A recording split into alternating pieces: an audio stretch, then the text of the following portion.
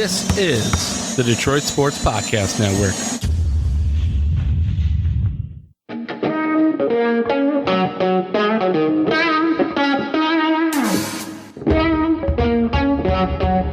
The biggest icon in podcasting.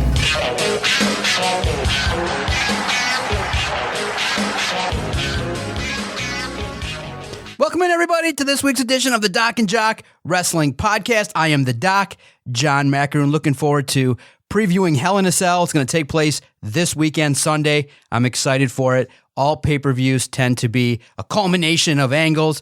Adam is away patrolling the Midwest somewhere, had to get away from wrestling, and I said, look, bro, I've been heavily watching. I've been watching the Raw, watching SmackDown, paying attention to all the podcasts, seeing all the complaints, seeing what's going on in the world of AEW, WWE, Impact. But today, I'm going to focus heavily on just a couple of the hotter topics that have been going on in the world of wrestling, and they involve, obviously, the return of Samoa Joe, which I thought was epic. We got to talk about that, and then it's the Hell in a Cell pay-per-view.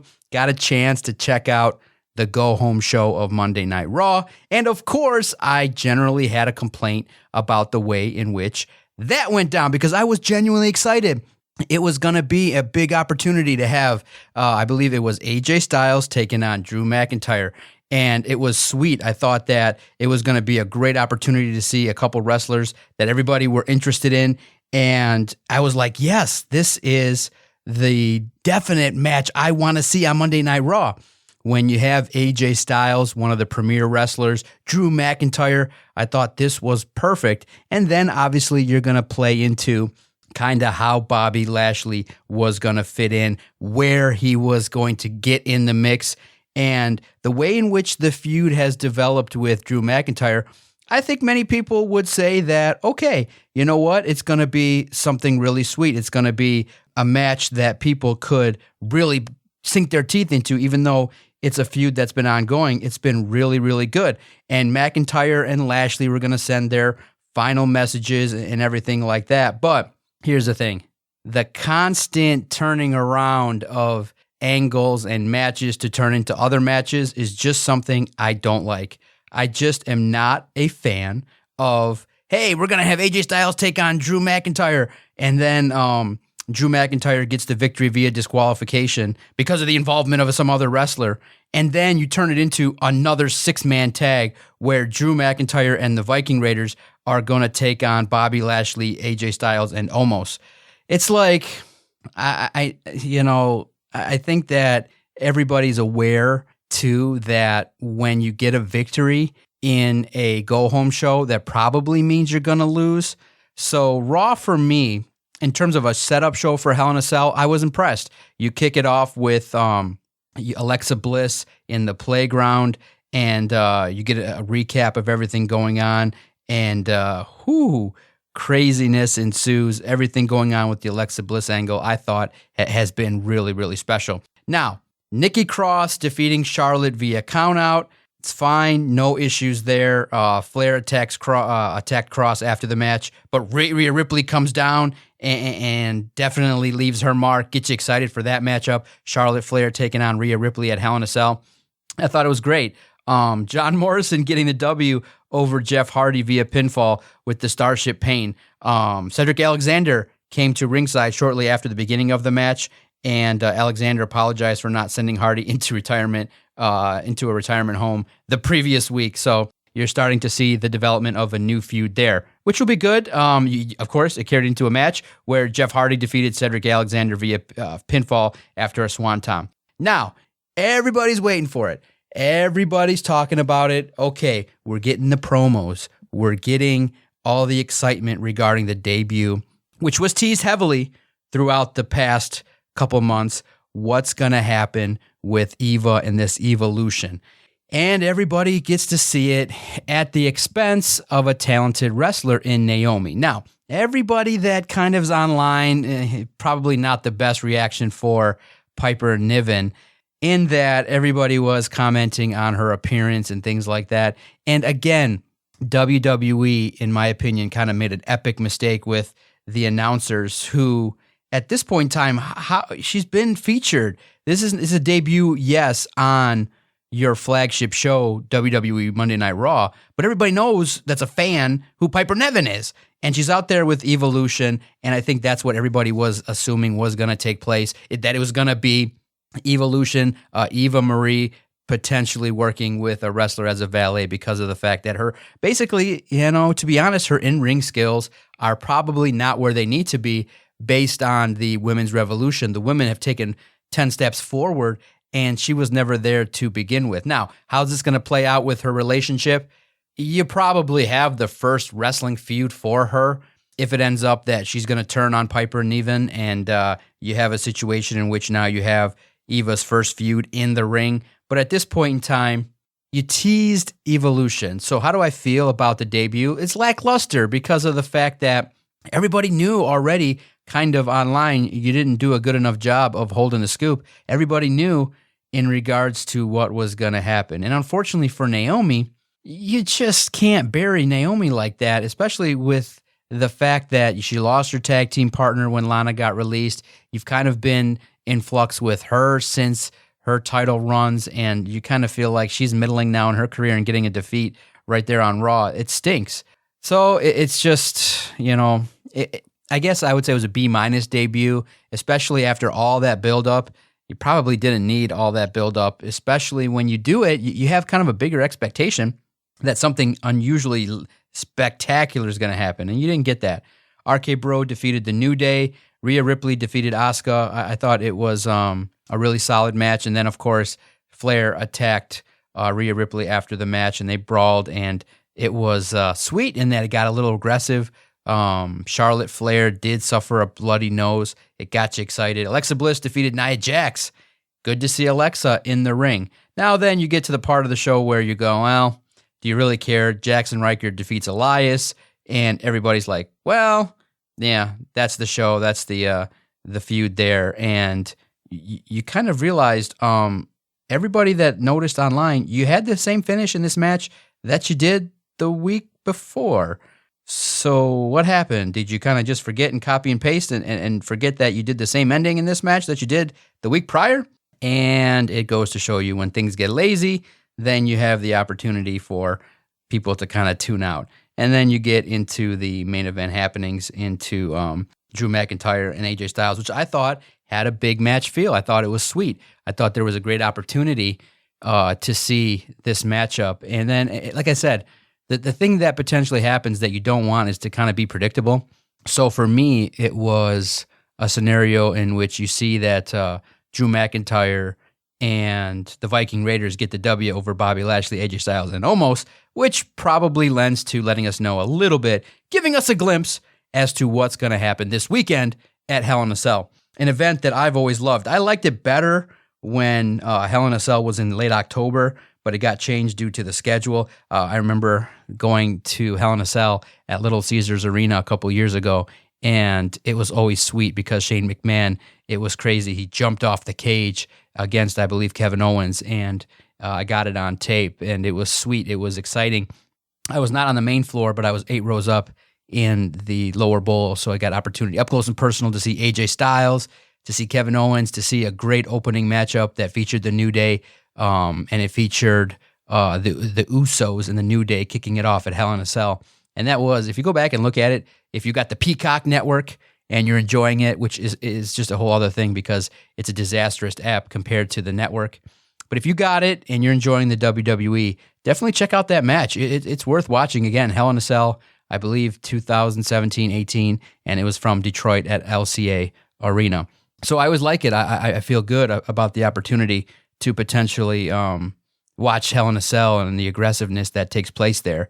So I think it's sweet. It's a great opportunity to watch a pay-per-view, and it's going well. It's a great opportunity to see some aggressiveness, some things going on in terms of these angles. So for me, I'm always a big fan of Hell in a Cell.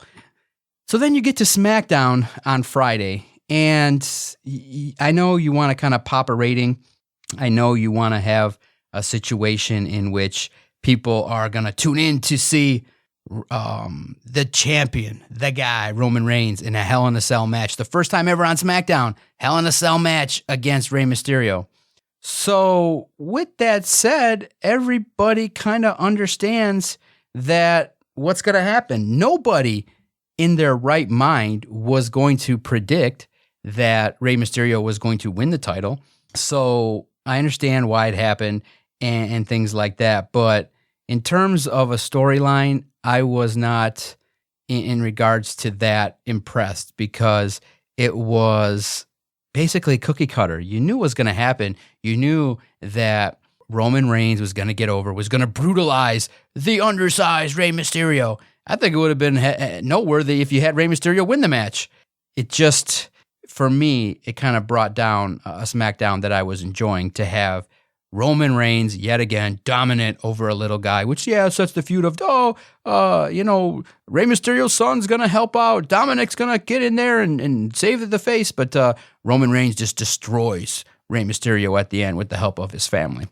So that's basically my recap for the shows. I enjoyed them, being that I was in the mood this week to pay attention heavily, but too predictable in my mind in regards to kind of the way in which these shows have been put together. And I think that's been the general complaint of a lot of fans, is that these shows tend to follow a specific formula that has been played out, that many of us have seen before, and we're not getting that same level of freshness, that we're all used to at times. When things are fresh, when you get a new debut, when something's really, when thing pops, and something fresh happens, and something really cool happens, kind of like how it did on NXT. And I think it's interesting in that you now have an option with Samoa Joe to really make up for the fact that, hey, this was a character that you really did wrong on a lot of levels. And I think Samoa Joe, too, found a good home, which lends to the thing that, why did WWE feel the need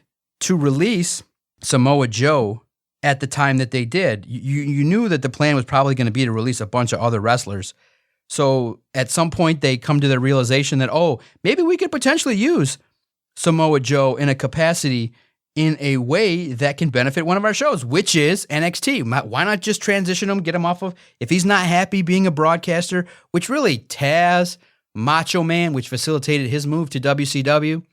If you're not happy as a broadcaster and you're a talent, I don't know why you go back to the same company, because it was the ultimate disrespect to get on a list. Samoa Joe never deserves to be on a list of a wrestler getting cut.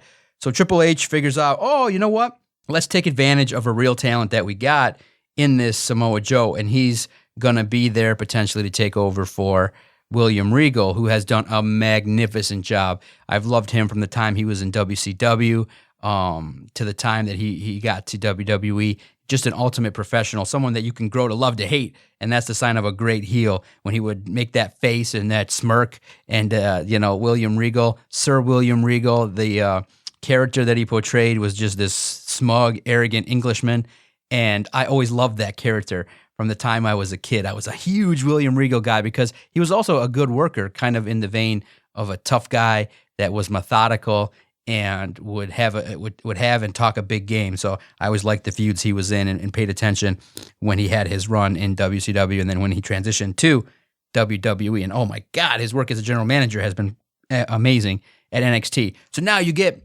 Samoa Joe, and it just infused NXT. It was sweet to see him confront Karrion Kross, to confront and have a face-to-face with some of the wrestlers there at NXT. It's good to see. It's intriguing. It's really sweet to see the potential now. Does Samoa Joe earn his way back to the ring, or is he going to be an executive that's going to oversee things and cause chaos? And I think the gimmick was awesome in that Samoa Joe cannot wreak havoc or chaos unless he's provoked.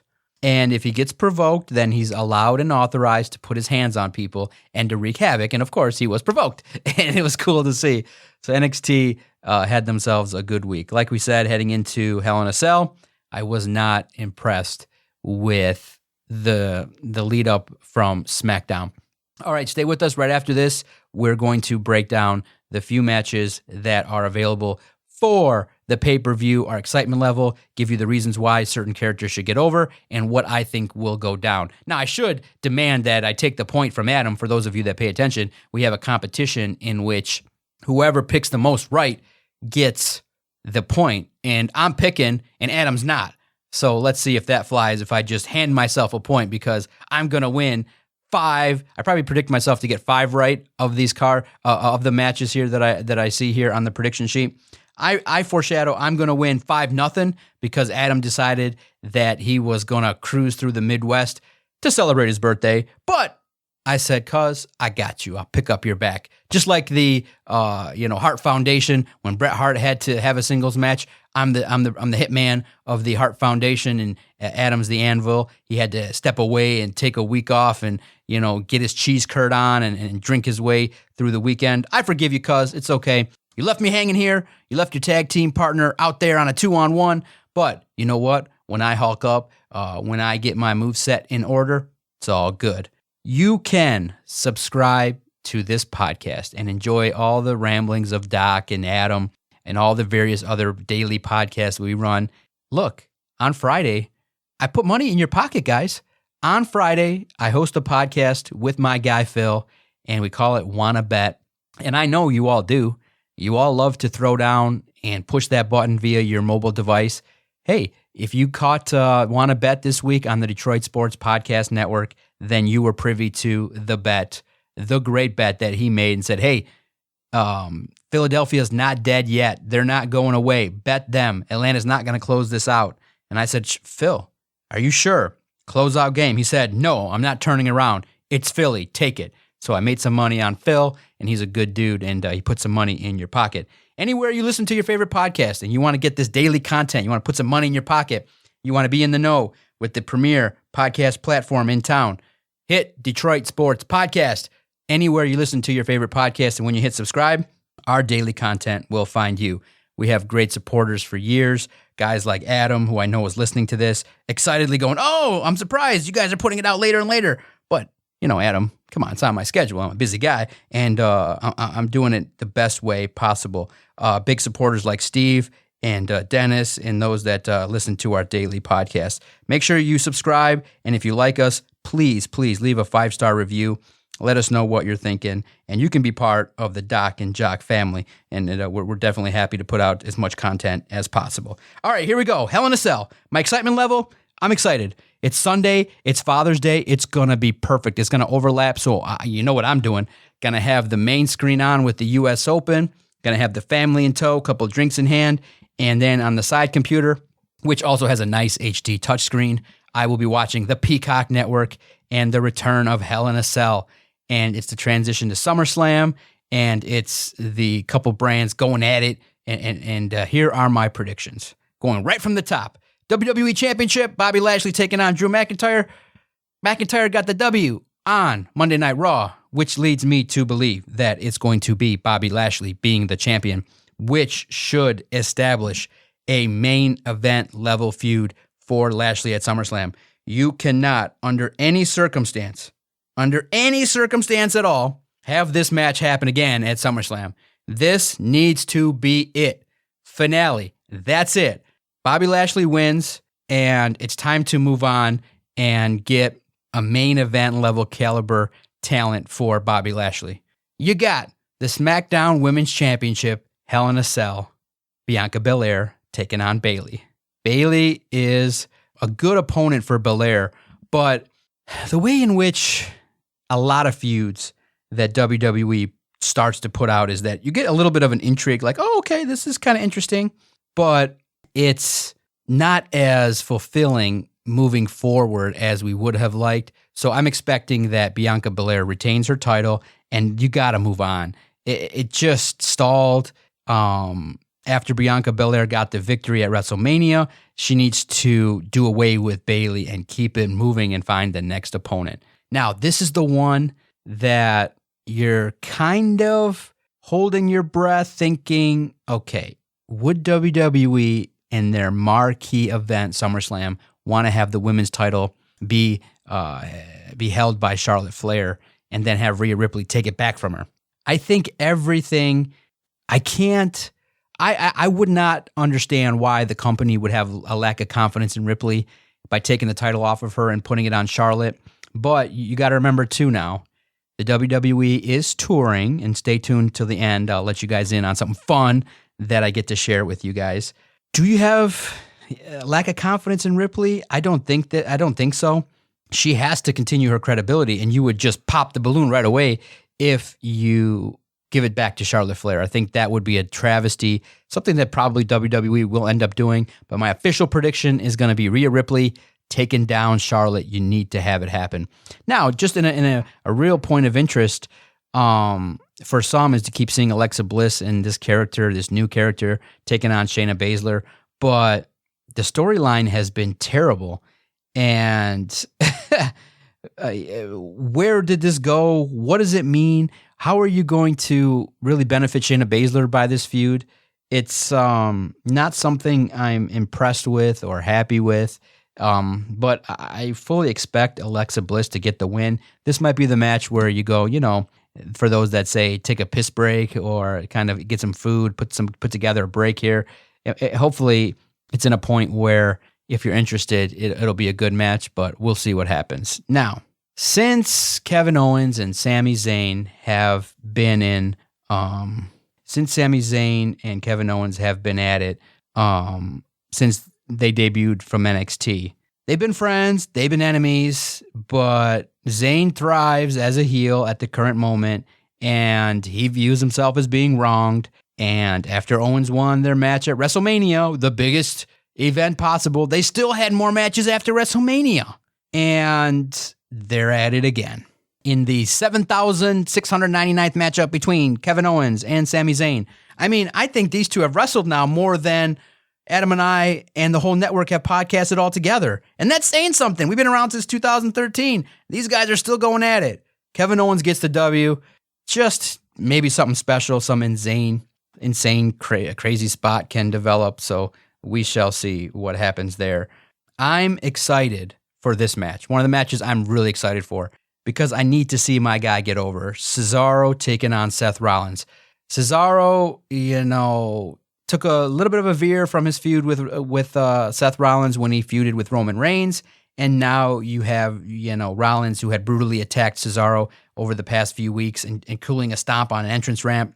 Cesaro needs this win a lot more than Seth Rollins. So this is an opportunity for Seth Rollins to handle business and really get going here in the feud of the night. It could be the match of the night. I think that or the women's match between Rhea and Charlotte have a great opportunity to handle business. So those are my predictions. I think it sets up to be a violent pay-per-view, always good. Kevin Owens is always good for a spot. You always miss Shane McMahon and the crazy shit he was always willing to do. So I'm looking forward to it heavily. It'll be great to have the pay-per-view and to have the U.S. Open going down on Sunday. So I can't wait to see it. I'm trying to get 5 of these matches right so that I can earn the W. Maybe that's the caveat, but if one match goes my way, then I secure the W and I take the lead over Adam unilaterally because I showed up to the dance and I think he was nervous. I think the real reason why he took off was because of the fact he was nervous that he'd have to pick against me. And when he picks against me, he knows it's going to be a kind of, if you recall, superstar level jobber match where, the Ultimate Warrior would take on Barry Horowitz and it'd be a 2-second match. That's what he was feeling. He was feeling like, wait a minute, I'm the Barry Horowitz right now? You damn right, cuz when you're listening to this on the way home, you, my friend, are the Barry Horowitz in this wrestling competition. I've let you have a couple meaningful wins, but now since you've no-showed, I'm standing here, I lit out the open challenge, you didn't walk through the curtain. So unfortunately, you take the L. Now, finally, before I get out of here on this episode of the Doc and Jock Wrestling Podcast, I want to make sure you definitely support those that are podcasting locally. Dennis Farrell is killing it on the Wrestling Perspective podcast. Huge guests. He's got guests from WWE, Impact. He recently had CM Punk. True friend of the podcast, and I have no problem plugging Dennis Farrell's Wrestling Perspective podcast. It is crushing it. I love it. I can't miss it. It's one of the ones that's great out there. Jeff Jarrett's one is great. JR Grilling. Oh, man, Eric Bischoff. I always love scrolling through there. But one, guys, that Adam got me hooked on is Jim Cornette.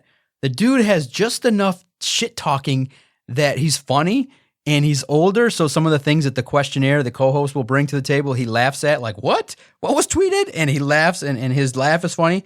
I like the way in which Jim Cornette does his show. Just enough shit talking, just enough real perspective and inside scoop that I love it. I love it to death. The Jim Cornette show, even though, I think the best are when he clips the pieces down on YouTube for like 10 minutes and it has all the good topics. But then he does also run through his entire live show for 3 to 4 hours. I think he's doing it multiple times a week. So I'm peeking into that. So outside of ours, Doc and Jock, Dennis Farrell's, definitely check out Jim Cornette. Now, WWE, August 1st. The DOC will be taking his entire crew. Family's going. My nephew, my little guy, came over, cute little kid, young kid. He's like, my sister was like, dude, John, this kid loves wrestling. He's watching matches. John Cena, The Rock, old school. So when he came over one night, we had on 2 matches. We watched an old Chris Jericho match. Chris Jericho, I think, taking on Rey Mysterio in WWE. And then we put on The Rock taking on John Cena from WrestleMania. And dude was into all of it. And then, of course, he gets riled up and then tries to proceed to kick me in the nards. And I'm like, oh, no, you can't do that. He's like, why? He's like, what's wrong? And as I'm laying on the ground, I'm like, you can't kick your uncle in the nuts. That's not going to work. And his brother finds a way to throw a baseball on my nuts. These kids, my nephews, are just destroying my groin area. And I love it, though. So when the opportunity came, thank you, WWE, for giving me the pre-sale option. This will be the first time I'm doing the digital ticket type thing. So it's on my wallet, in my phone. I have the Ticketmaster digital ticket. Kind of different in terms of not having your own ticket, but I will be there August 1st, LCA. I'll be fully vaccinated by then, so I'll probably still wear a mask, but I want to see his first experience when he watches a show. And I think it's just... there's something to it when you get to watch a wrestling show, and I hope that if you're not a wrestling fan, you do understand that those of us that are, we get the experience also through the eyes of the kids that watch it with us. Like, if you don't have a nephew or a son that's just gonna come up to you and like run his body up onto you, you jump on your back, and or try to pretend like he knows what he's doing. It's fun. And I was at a gathering and I held him up in the air, did a one-arm suplex. And because the kid's skinny, so it's fun to do. The kids like it when you wrestle around with them. And as long as it's safe, it's a fun thing. So to be able to witness that through the eyes of my nephew will be invaluable. So I can't wait to see it. Hopefully it's a premier level show on the level of SummerSlam, because of the fact that we haven't seen wrestling live in a long time. I got the belt handy. We'll take a lot of pictures and we'll recap it down the road here as we get closer to SummerSlam. Thank you guys again for listening. I appreciate it. Thank you for the half hour that you give us. I know that you guys are busy, but you've made the Detroit Sports Podcast part of the Detroit sports scene. I know you're listening to this podcast, and I appreciate it. It means a lot. If you're listening and you're watching wrestling, follow along, shoot us a message. My guy Kenny is always in the mix. He's always there talking wrestling and giving wise insights in regards to storylines. And, a great memory of meeting Cody Rhodes at a Ring of Honor event that he took me to. It's something that the further you get away from it, the more you appreciate it. And I'm always appreciative of @TVChips on Twitter, my good longtime friend who definitely has helped me get into broadcast and helped the network reach the level of success that it has. See everybody next week, where I will claim my victory over Adam and give you guys a recap of Hell in a Cell.